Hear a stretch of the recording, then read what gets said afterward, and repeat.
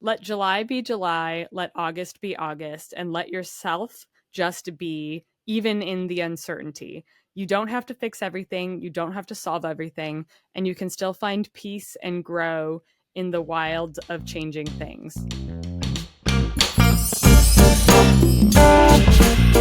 I'm Charla Larston. I've been a TV writer for almost a decade, but it wasn't that long ago that quitting my day job and moving to Hollywood was nothing but a pipe dream.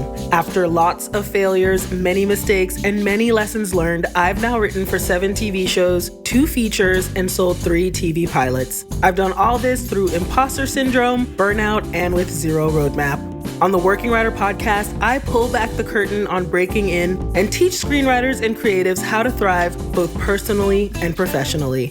Without further ado, let's get to work.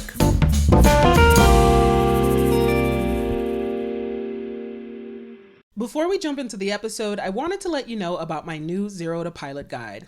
If you're struggling to finish your pilot and just sit down and write is advice that has never worked for you, then this guide will. In it, I walk you through how to break down your pilot project and finish it in 8 weeks or less. Download the free guide now at the link in the description and finally finish your pilot. Gigi Hawkins, welcome to the podcast. I'm so excited to have you. So I've always wondered, what does the double G stand for? And are you at liberty to tell us? I can tell you, and it is Grace Gloria. Oh, so, Grace Gloria. Yeah. Named after 2 grandmas. Oh, that is adorable. And it also is sort of an intentional shift that I did. So growing up, well, actually, when my mom was pregnant, she watched the movie Gigi, which and then she's like, oh, perfect, we'll call her Gigi.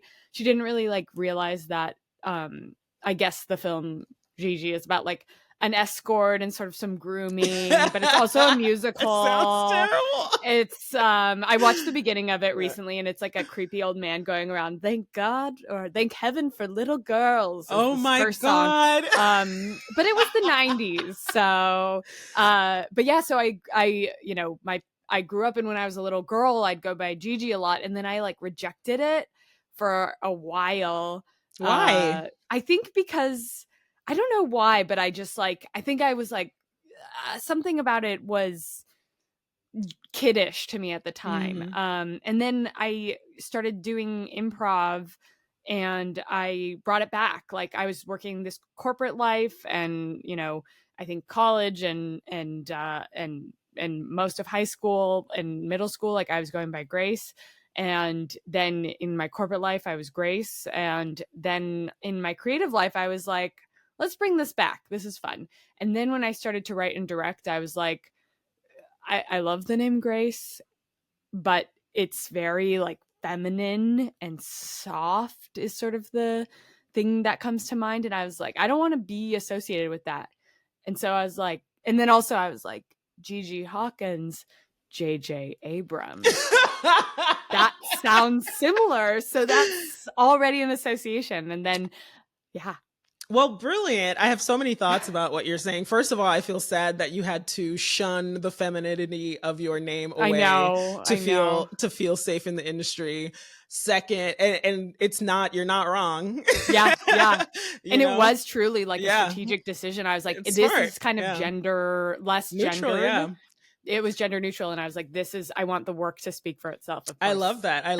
It's, it's bittersweet. It's both sad, but also totally legitimate, and also extremely mysterious name. I love the name Gigi Hawkins. It sounds like it sounds like a pen name, or it just sounds very cool and mysterious. You're right. I love that. All right. Well, I love that there's a whole story behind that. And I love that you reclaimed your name.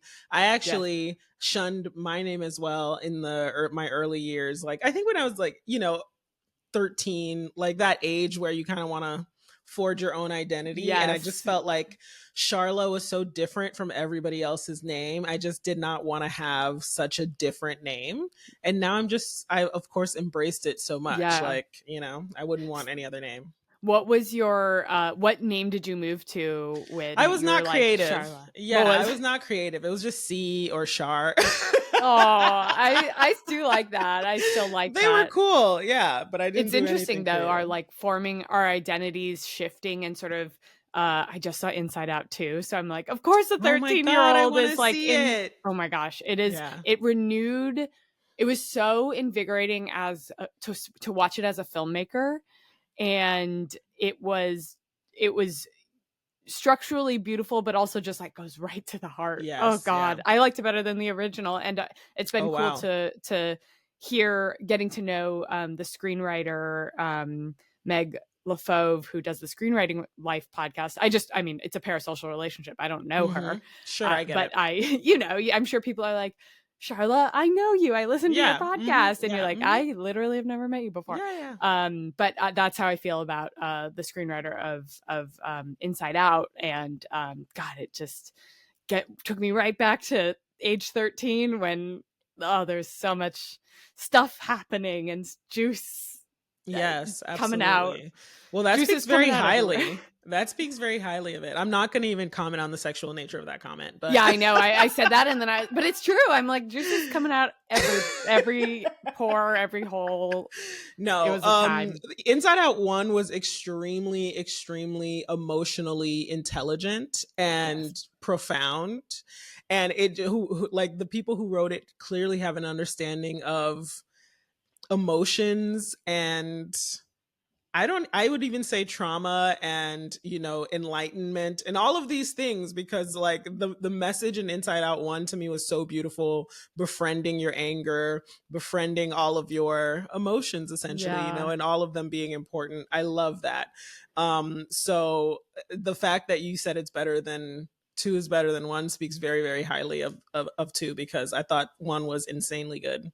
Oh, you're gonna love 2. I mean, Yeah, it's I going can't with wait the to see it. lowest expectations, and Of then just course, of see. course. I can't. Like, that's one of the reasons why I don't even want to hear it. I don't read reviews. I just go. I just Yes. want to go see it. I don't need anybody's opinion. But anyway, let's focus on you, because this is about you. So Gigi, you joined the Working Writer School when I had first I think you were actually in the second cohort that I did. Yeah. I was kind of curious, like where were you in your life, and what made you decide to join the program when you did? Yeah. I'm trying to remember what year that was. Was that the end of COVID, sort of It must have been. I feel like it must have been. Yeah, because I was in 2021? LA at the time. I'm pretty sure I was in LA. Yeah. Yeah. Well, Megan Ross had recommended it, and she is a filmmaker who I respect as like a hustler who gets things done, and I liked the idea of joining a program that just talked about very tactically how to exist as a writer, as a filmmaker in the industry. I'm really good at operating within systems, but I'm not good at structuring them myself. It actually stresses me out, and it puts me in kind of like a hyperactive overdrive. I think I'm like a type A like producer type person who likes to be making things and doing things and feels really anxious when I'm not doing things. And I think that if I'm left unchecked, I kind of like go into overdrive and burn out. And I actually remember one time when I came on to one of the like office hours hangout sessions that you would put on as part of that community. And I was like, I just finished my job as an assistant, and I Yeah. also like I did this like abortion access fundraiser sketch show, and I also just did the Film Independent Lab, and I'm like, what do I do next? How do I start? And I'm like Charlotte, what do I do? And then you're like, I think you should rest.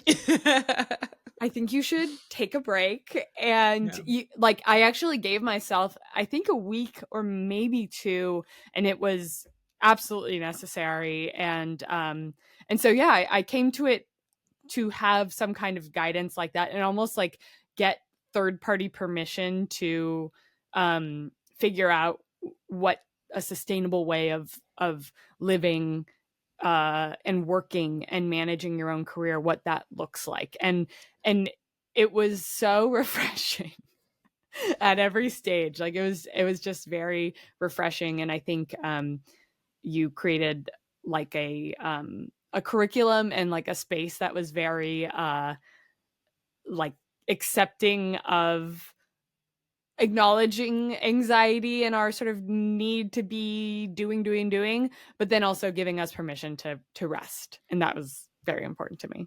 I love that. I'm so glad. And you know what? I of course respect the hustle, and I loved your hustle when I saw you doing all the things that you were doing.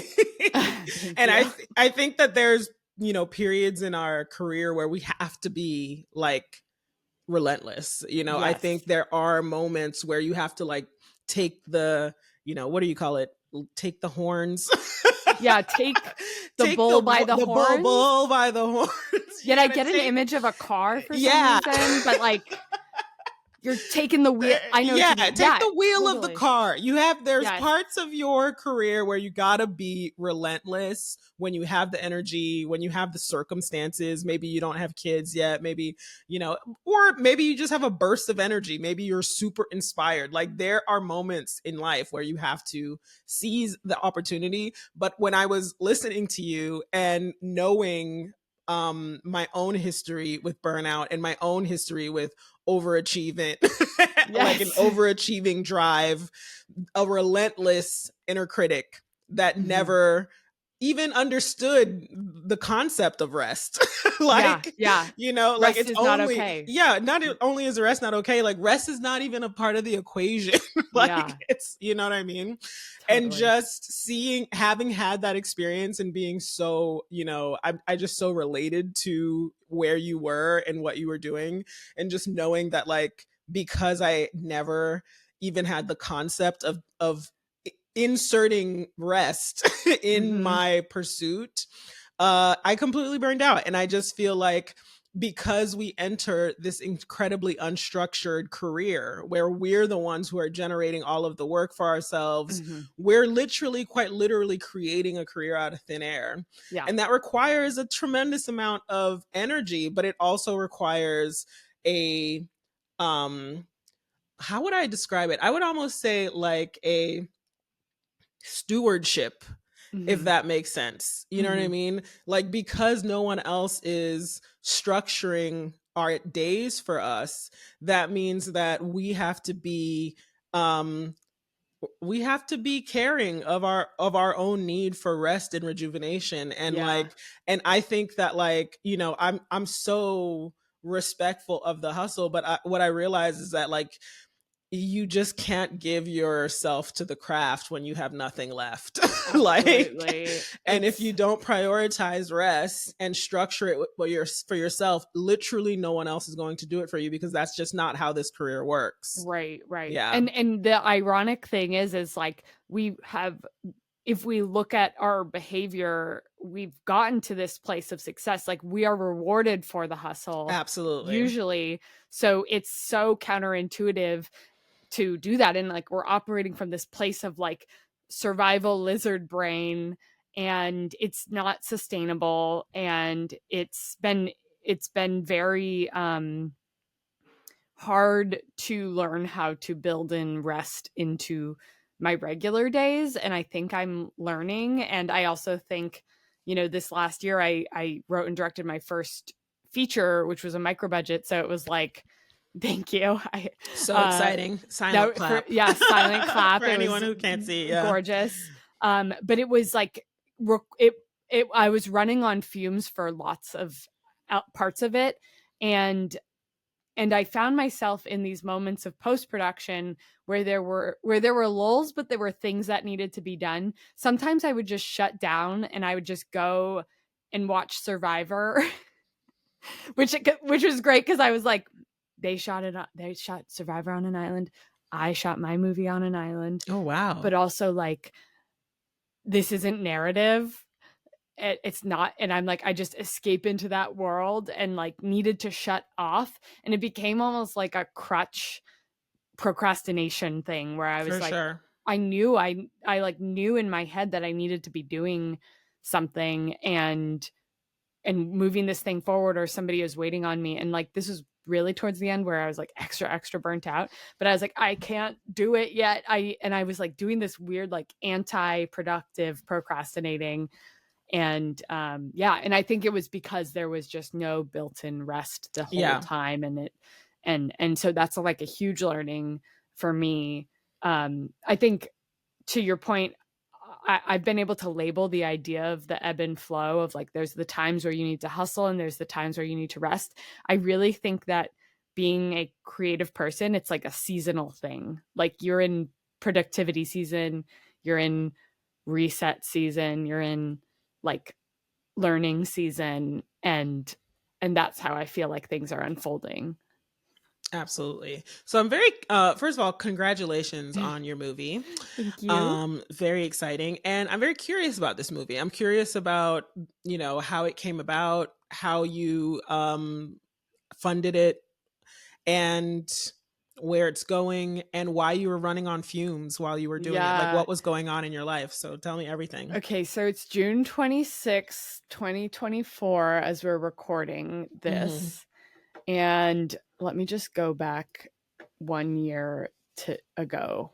I promise it'll be worth it. In this day last year, I was starting to write the first draft of the movie.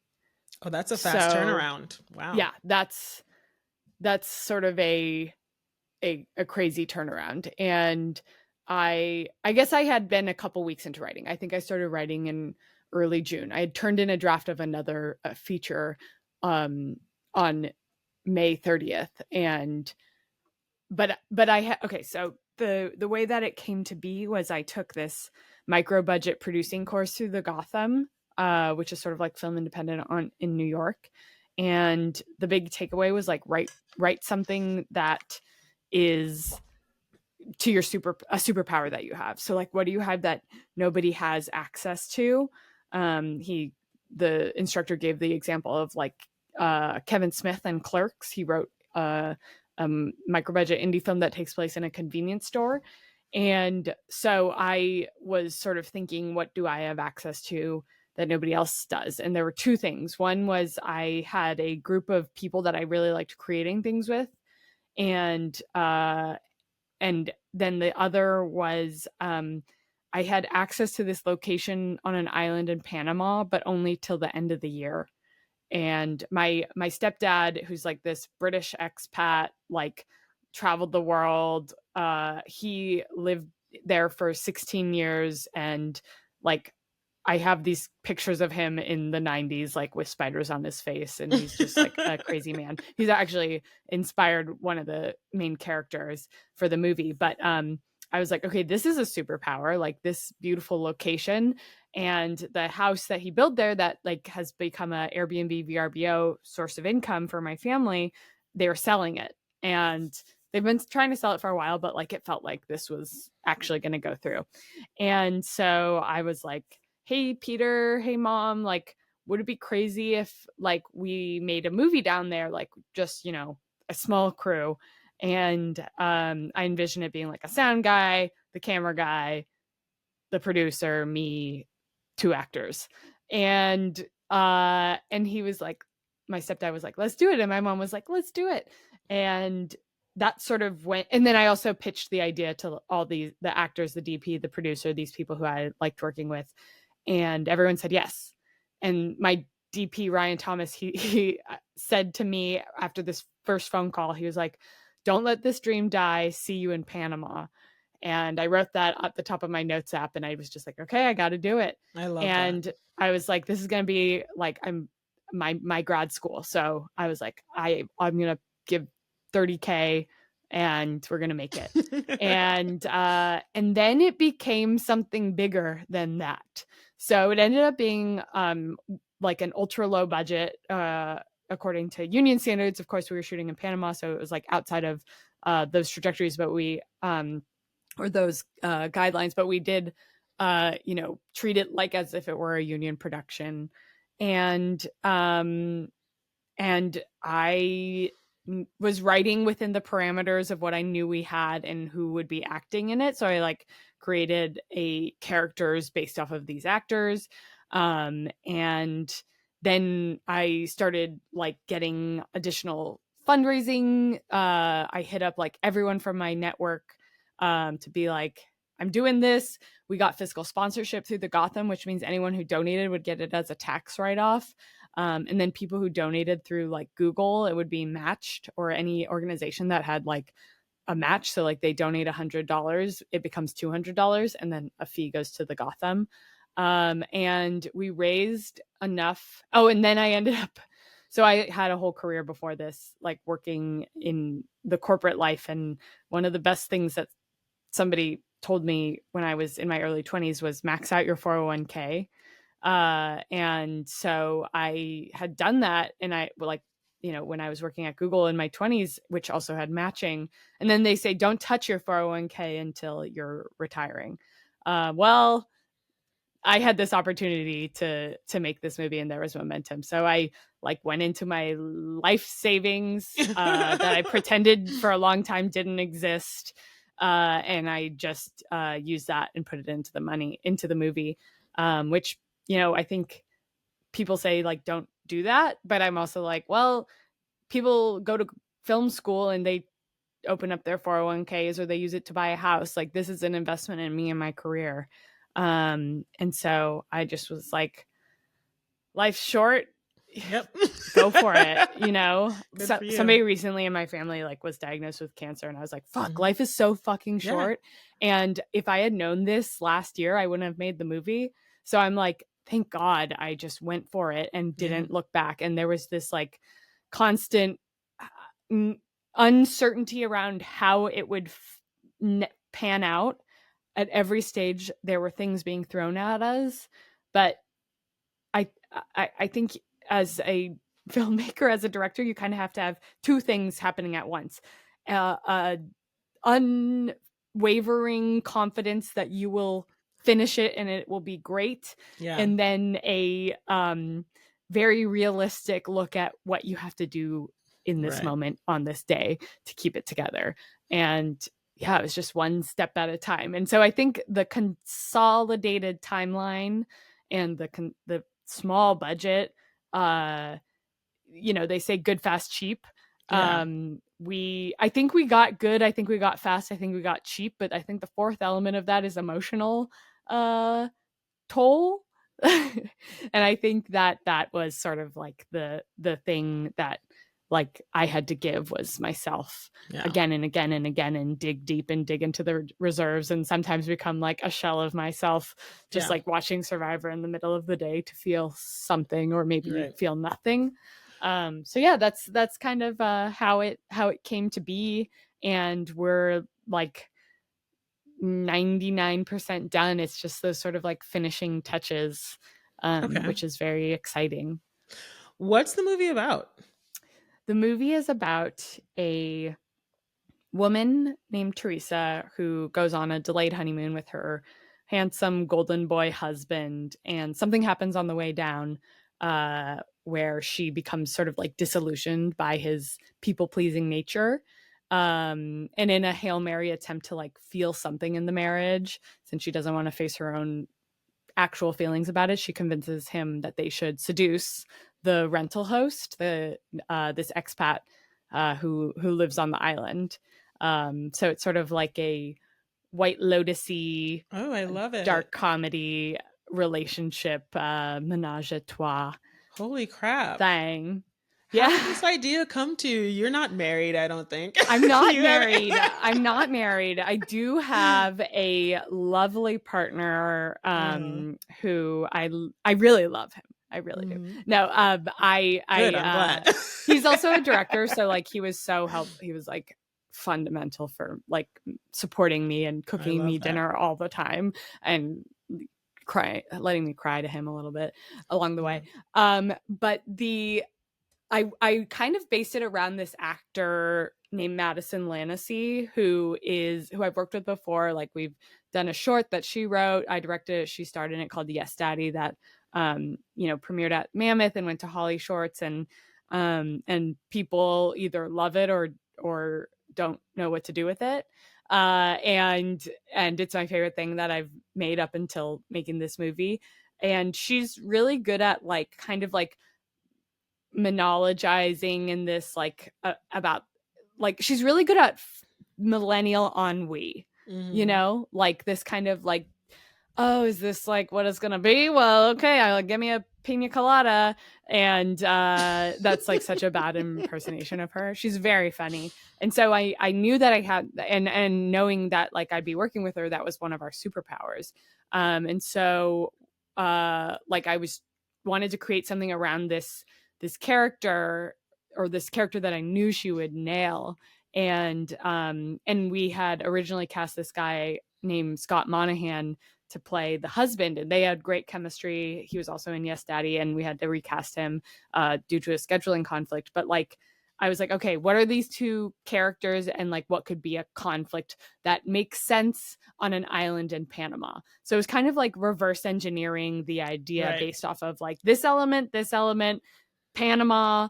Okay, people go to Panama for honeymoons.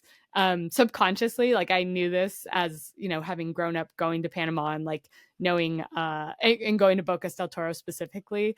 There's a lot of expats who go there and like have these dreams for what it's going to be like, but then they like end up breaking up. It's the Bocas Brocas lore. And which is, I think, hilarious. It's like Yeah. so American to like come in and be like, oh my god, this is going to be beautiful and amazing. And then it's like, oh, there are sand fleas like biting your legs, like there's a bat in the wall, and like it's freaking hot. It's beautiful. Yes, it's the best pina coladas in the world because they make it from fresh coconut puree, like in real time at BB's, and you walk up the beach. Like it's magical. But if you haven't done the work to be able to hang with yourself, you cannot. This place will break you apart. So that was sort of, I think, like a subconscious thing that This sounds I so found. fun. This sounds great. So how Oh, many thank days you. did it how long was the shoot? The shoot, we shot for 11 days, Okay. and we'd take 2 days off. So it'd be 5 days on, 2 days off, 5 days on, 2 days off. Okay. Which that was like interesting in itself. Like in Panama, their shooting days are 6 days. So we're like, maybe we just do like 6 and 5. And Ryan, our DP, was like, oh, I don't know, I think we'll need the rest. And it was like, we needed the rest. Thank God. So yeah, that was how we ended up doing it. And then our folks on the crew from Panama were like, this is great, we get 5 days. I love this. I love it. Awesome. Yeah, that sounds like it could have been intense. Yeah. An 11-day shoot for sure. And then this was your first feature? Yes. Yeah. So that's a lot. Yeah. It's a lot. And then we did one day in Anaheim on a standing airplane set, and then like 6 months later we did one like 2-hour shoot in my bathroom. Okay. For the very opening scene of the movie. Okay. What are you going to do with this movie when it's done? We are submitting it to festivals. We've already started submitting to festivals, so I'd love for it to premiere at a place with an audience, and then hopefully we sell it. And we have a producer rep / sales agent, this guy named Glenn Reynolds, who is just like a wealth of knowledge about the industry and distribution and indie films. And he has some great like 2-hour long YouTube talks about like how it works. And it's really nice to like have somebody who is that experienced working with us. I mean, he's also like advising on the festival strategy. So that's like a whole other chapter of hustle. Writing cover letters for every single festival that we submit to, seeing who we know at the festivals to like potentially recommend us. I'm tired. I'm really tired right now. Yeah. Damn. Gigi, you're such a fucking strategist, dude. Oh my You're gosh. like, thank you. You are. So wait, let's take a little quick break, and then when we come back, I want to talk about that. I'm interrupting this broadcast to let you know about my free Zero to Pilot guide. We all know that a strong pilot has the power to move your career forward. So if you've been struggling to finish your pilot, my guide gives you 5 easy steps designed to help you overcome procrastination, maintain momentum, and walks you through how to break down your project and finish it in 8 weeks or less. Go to the link in the description to download your free guide and finally finish your pilot. All right, and we're back. So, Gigi, what is this about? Like, Is it your corporate background? Like, why are you such a Oh my motherfucking beast, gosh. bro? I want to unpack this with you. And Yeah. I also want to like I'd love to also get your take on like how I can take this monster that lives inside of me and like Mhm. soothe it a little bit, because I feel like you're really good at that. But I do think it's like a little bit of a corporate hustle thing. So I worked in ad sales. Like I was Pete Campbell. If you've seen Mad Men, Yeah. I was like as the client services person. Oh, So wow. and I remember, you know, I did that at YouTube, and I did that at the Wall Street Journal, and then the last place I did that was at a podcast company called Gimlet, and I was like such a fan of podcasts and Gimlet. I'd followed them from the beginning, and so I think I was really good at it because I think I was not like I was like a salesperson in that I'd be like, hey, this is what we're doing. I love it. If you're into it, come hang. If not, no worries. Like that was the vibe. And so I think that was something that people connected with because it was just coming from a genuine place of excitement about things and curiosity. But I do remember at Gimlet, my boss, Anna Sullivan, who's now at Spotify, she was very like strategic in the way where she would advise us. She'd be like, okay, the only thing we can control is the number of meetings we take. That will influence the number of proposals we get, which will then eventually influence the number of sales we get. But we can't necessarily sell something. Like that's out of our control. There's a million other factors outside of it. But the number of meetings we take, we can reach out to as many people as we want. And it's just like that was a system in place and a mindset in place that I think was really healthy and wasn't like, come on, people, close numbers, pressure, which I think would have stressed me out. But like of course, like she set up this thing, and then I was like, I'm like sort of low key competitive, and I'm like, the target is there, I want to hit it, like right. The deadline is there, let's do it. So there's a little bit of that. It's like, how can I find myself in like an authenticity and excitement within some kind of structure? Yeah. And I think that even having like the deadline of knowing that we were going to be shooting, and like knowing that I had to figure out the script before then, like that was, I think, a strategy that I sort of subconsciously put in place to like get it done. Yeah. Does that answer your question? Sure, absolutely. I mean, it doesn't answer why you're so strategic. Yeah. You tell me. It what do answers, you think? I don't know why. Maybe it's just fun for you, maybe. I think sometimes, especially my procrastination brain always tries to get to the goal the easiest and fastest way, and that is where my strategy brain comes from trying to do the least. I think I am the same way, and I feel guilty about that sometimes. Oh, interesting. I feel smart about it. I'm like, why would I do more? Okay, this what is a why chump! I love talking with you. I feel guilty. Okay, this is dark. This is a dark confession. Oh my god. I think I read one book in high school, one English book in high school. I spark noted everything else. Okay, all right. And because I was working smarter, not harder, but also I think that was my mentality for everything, and it was always like, get the best grade so you can get into the best school, like, and maximize your time, and like versus like understand the material, get lost in Steinbeck, which of course now I'm reading those books now, and I'm like, I love these. I know, same. I did the exact same thing. I didn't read one book, but I did spark note a bunch, and especially the books that I wasn't particularly interested in reading. But yeah, there was the exact same feeling of like, I didn't luxuriate in the knowledge that I was I had the privilege of getting and all this other stuff. I just tried to get to the goal the easiest and fastest way. But Yeah. the way that America is set up, it's just everything is a game. Yes. Yes. Everything is a game. So it's like even your marriage decisions and like your whether or not you decide to have like everything is a game. Um so I think that people I don't know. I think it makes it really hard to feel like we have so much of a say in how Yeah. we participate, if that makes sense. Or you check out, you know what I mean? And you don't Yes. play the game and you what? Like read Live every in off book? the grid. Yeah, you Yeah, move to like the forest and eat yeah. the I land and guess read all it's the like books. what are we supposed to do? Like so I definitely feel to a certain extent there is not much of a choice in terms Yeah. of either you're playing the game and you're playing it smart, or you're not playing it and you're checked out, Mhm. or you're losing because you don't know how to play. And there's so many different perspectives and ways to go about it, and like I honestly think none of us win. Yeah, Like, yeah, like, I here think we nobody are. wins. Like the people like us who try to get to the goal the fastest and easiest way end up exhausted, Yes.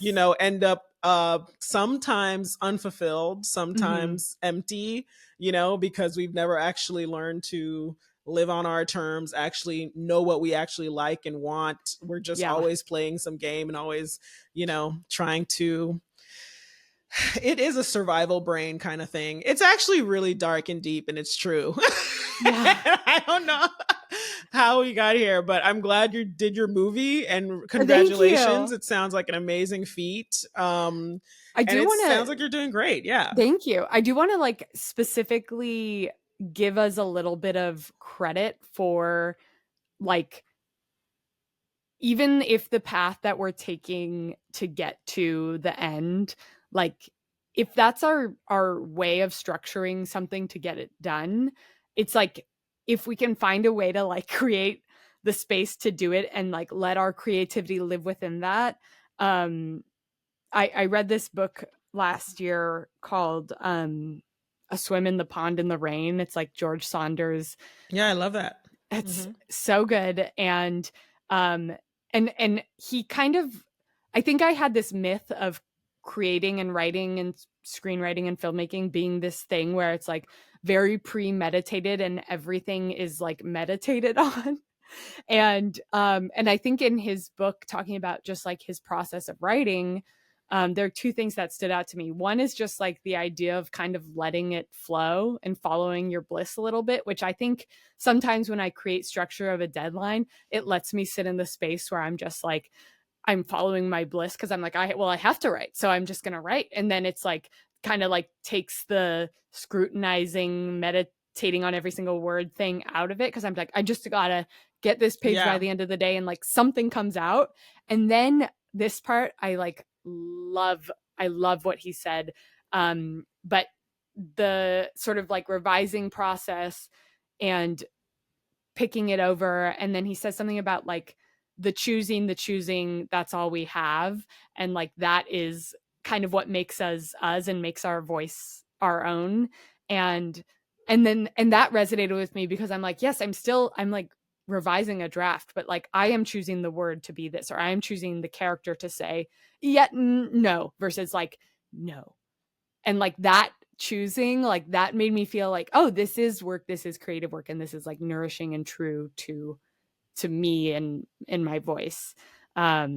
So yeah, it's been nice to like see a little bit of people who are delivering and working towards something and like still finding the creative within it, and they're not like going into the woods completely off the grid and Yeah. writing and like drinking whiskey in the morning. Yeah, yeah. I that was one of the things we talked about in the working writer school. Is one of the strategies and how to, actually finish your work is to start with the end in mind, have a deadline, find a Yes. deadline, create a deadline, whatever you have to do. Like, but it can't be this thing where you just are like, I'm gonna write a script and it'll just come out of me and it'll be done. And it's like, no, you have to like literally decide it's going to be done at a certain specific time, or else your mind just kind of, there's like no anchor. Your mind just kind of like wanders.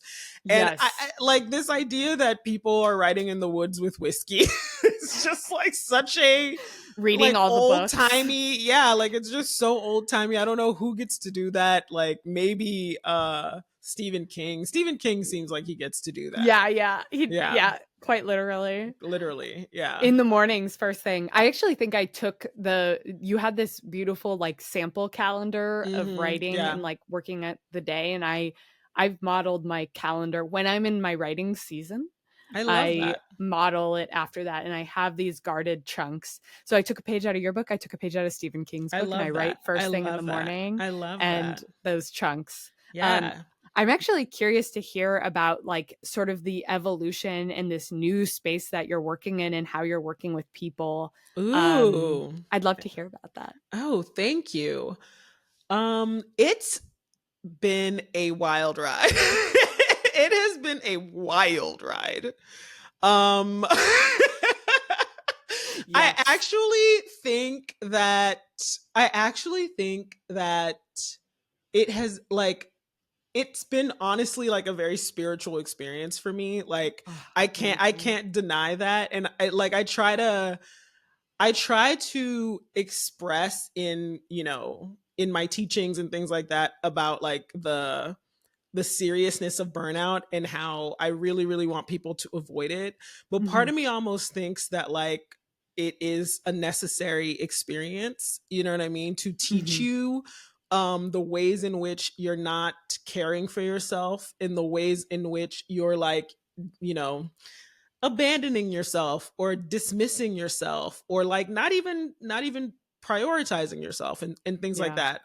that. So I think that like just like you in the midst of your hustle we're just like, I'm doing this and I'm doing this and I'm doing this, what should I do next, Charla? And it didn't even you were so surprised when I said take a break, because that's what it's like it doesn't even occur to you to take a Yeah. break. So it has just been like, really uncovering the ways in which I've learned from society that, my work is the only thing that is important about me. The ways that I've, um, kind of just internalized that idea that I am only, what I produce. Mhm. And for me specifically, how much that really hurt me on a really, really deep level, like because I didn't have those foundations. So that's what I mean when I'm talking about like it's spiritual. Like this is very specific to me and my upbringing and my life and things like Mhm. that. And like I have loved everything that I've done in terms of my creative career, but I just feel like what's going on is just beyond what I it's beyond what I ever thought that it could be. Like I never thought that I would be working with people and like doing all these other things. Like that's just not what I Yeah. thought I would be doing, but like that's what I'm like as I've healed from the burnout, it's Mm. what is, it's what's presenting itself to me. I was just And thinking that. I was yeah, like, it's presented itself. It's yeah, presented itself. it has It's presented itself amazing. to me. And it's just like, I don't know. Like I honestly think that it's the same way that I went into stand up. It's the same way that I went into improv. It was just these like my intuition and my, you know, it's just my deep desire to Mhm. it at the time it was to do stand up and improv, and those things really taught me a lot about myself. So Yeah. I don't know. I genuinely think that creative paths can be very, very spiritual paths because they just 1,000%. force you to be seen. They force you to try to express yourself and like, I think it can be super, super therapeutic. I think everyone should try to express themselves creatively, period. Yeah. But that's where I'm at. Like I honestly, Gigi, have no idea what's going on. And I'm just kind of like I'm saying just going yes with the to your flow. I'm just saying intuition. yes. That's exactly what's going on. And like, because I've paid you pay the price when you ignore yourself. Like you really Yes. do, you know? Yeah. Yeah. So I feel like I'm in this resetting phase right now, yeah.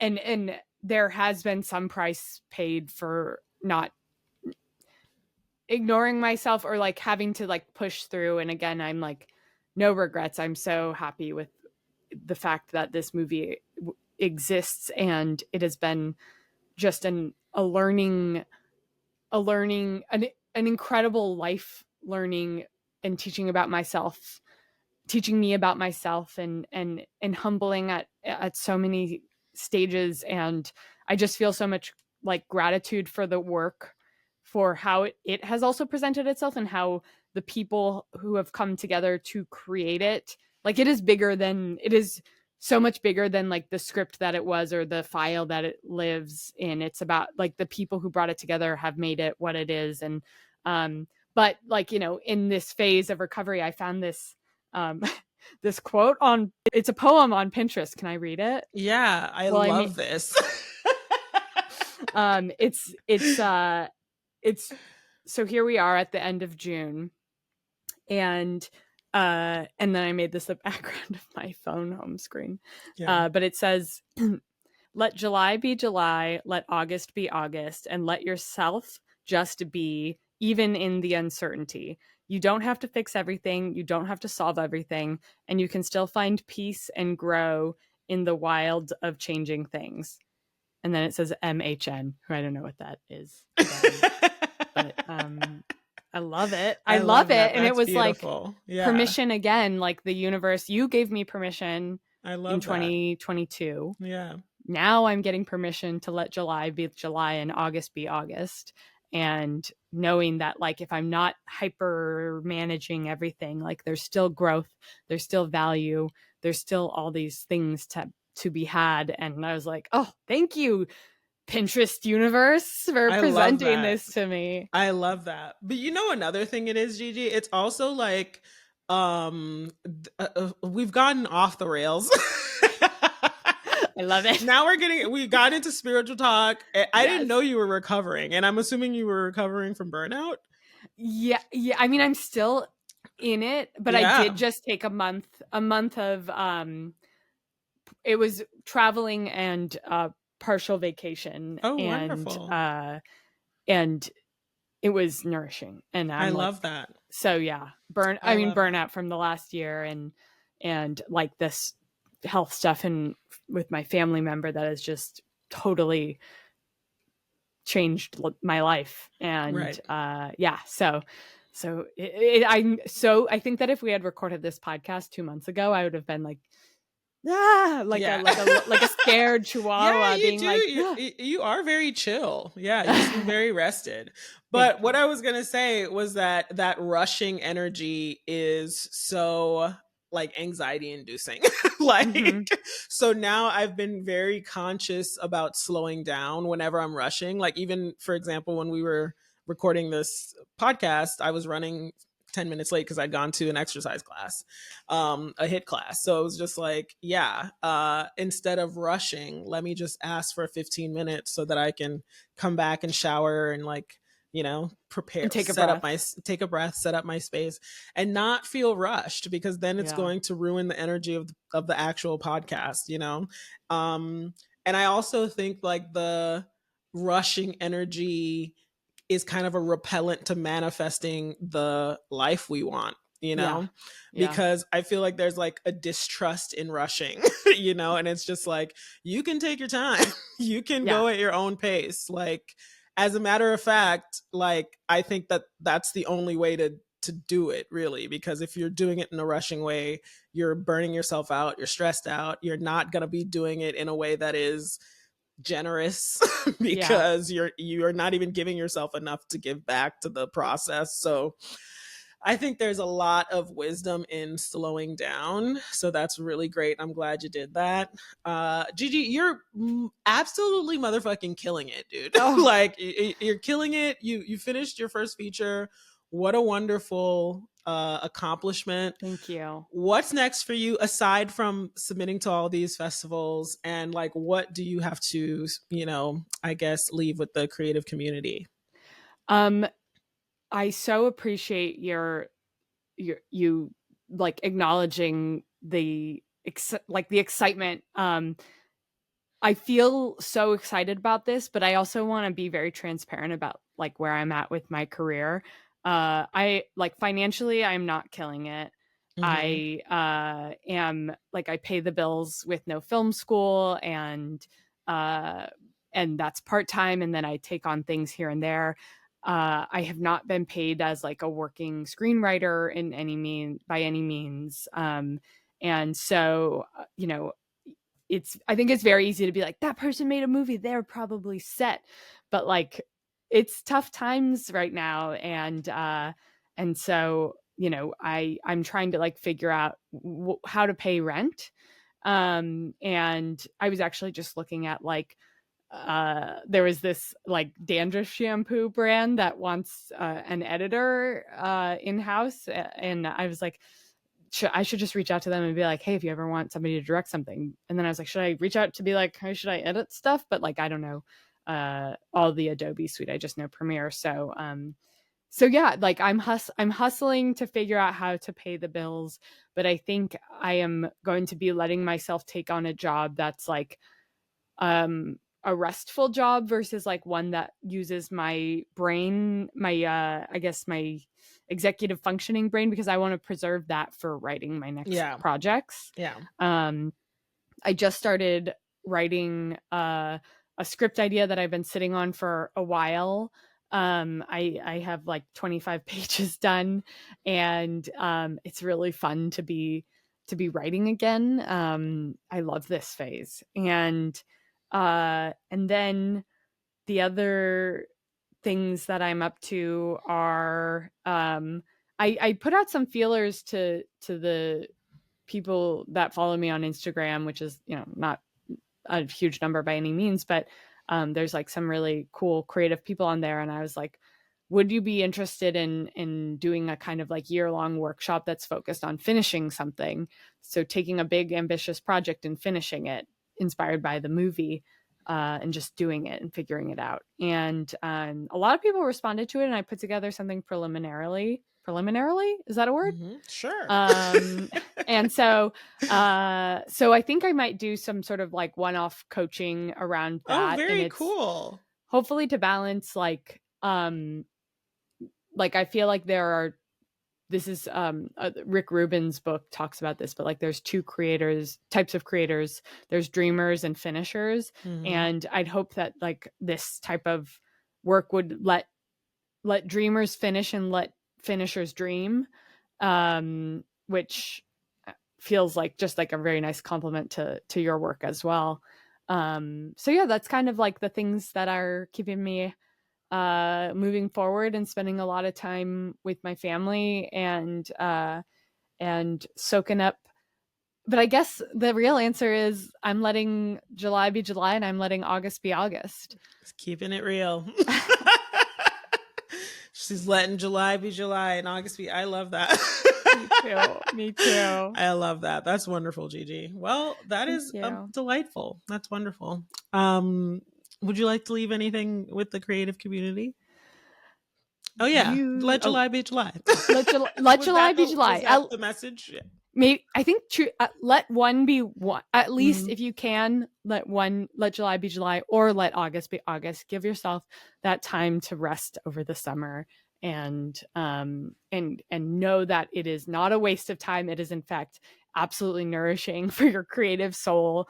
And yeah, I think that's my advice. I love it. Yay. Thank you so much for coming on the podcast, Gigi Hawkins. So nice to see you. You too.